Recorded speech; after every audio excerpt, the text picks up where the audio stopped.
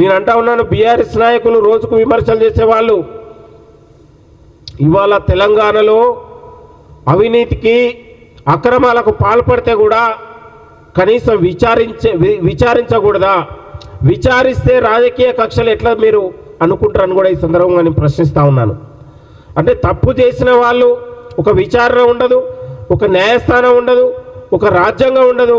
అంటే కేసీఆర్ కుటుంబాలకు ఈ రాజ్యాంగం కానీ కోర్టులు కానీ చట్టాలు వాళ్ళకు వర్తించవా?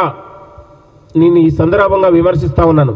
అంటే ప్రజలకు న్యాయం, కల్వకుంట్ల కుటుంబానికి ఒక న్యాయం అని కూడా ఈ సందర్భంగా మాట్లాడుతూ ఉన్నాను.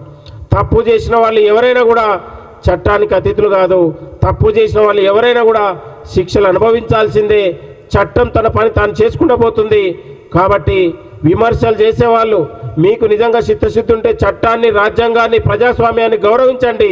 ప్రజాస్వామ్యంలో, రాజ్యాంగంలో చట్టపరంగా మీరు తేల్చుకోవాల్సిన అవసరం ఉంది తప్ప పదే పదే ప్రభుత్వాన్ని, ముఖ్యమంత్రి గారి పైన ఈ యొక్క చౌకాబారు విమర్శలు మానుకోవాలని బీఆర్ఎస్ నాయకులకు నేను సవాల్ చేస్తా ఉన్నాను.